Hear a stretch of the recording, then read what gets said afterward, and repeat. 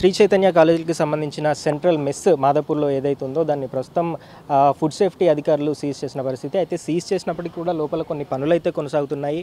అయితే 2 days back 2 రోజుల క్రితం ఇక్కడ నిరుపయోగంగా ఉన్న ఏదైతే నిల్వ ఉంచిన ఆహార పదార్థాలు ఏవైతే ఉన్నాయో వాటితోనే ఫుడ్ వండి విద్యార్థులకు పెడుతున్నారు.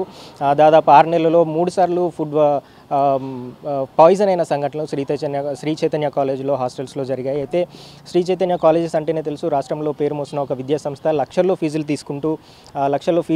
తీసుకుంటున్న ఒక విద్యా సంస్థ, కార్పొరేట్ సంస్థ. ఇట్లాంటి సంస్థలు కూడా వరుసగా ఇట్లాంటి ఫుడ్ సంబంధించిన ఇన్ఫెక్షన్లు ఎందుకు అవుతున్నాయని చెప్పి 2 రోజుల క్రితం ఫుడ్ సేఫ్టీ అధికారులు ఈ కిచెన్పై దాడులు నిర్వహించడం జరిగింది. దాదాపు 120 కిలోల ఫుడ్ వేస్ట్ ఏదైతే ఉందో నిల్వ ఉంచిన ఆహార పదార్థాలతోనే ఫుడ్ వండి పెడుతున్నారు అని తెలియడంతో ఇమీడియట్గా ఈ మెస్కి సంబంధించిన లైసెన్స్ని రద్దు చేశారు. అయితే లైసెన్స్ రద్దు చేసినప్పటికీ కూడా దాదాపు 2 రోజుల నుంచి ఇక్కడే ఫుడ్ వండుతున్నారు అని తెలియడంతో డైరెక్ట్గా వచ్చి ఈ మెస్ని సీజ్ చేసిన పరిస్థితి. అయితే సీజ్ చేసినప్పటికీ కూడా ప్రస్తుతం లోపల కొన్ని పనులు అయితే జరుగుతున్నాయి. ఏం పనులు జరుగుతున్నాయి అంటూ ఇక్కడ అడగడానికి డైలీ న్యూస్ ప్రయత్నించిన టైంలో ఇక్కడున్న సిబ్బంది దౌర్జన్యానికి దిగిన పరిస్థితి.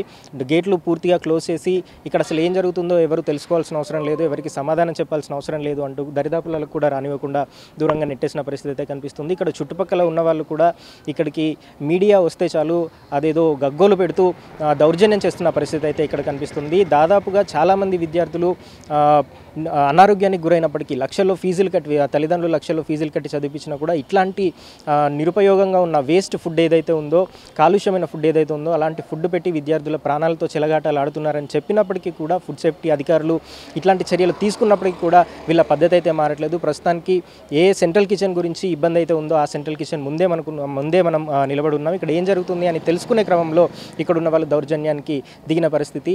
అయితే ఇట్లాంటి చర్యలు ఇంకా ఎన్ని తీసుకున్న పరిస్థితి ఇక్కడ మారేలా కనిపించడం లేదు.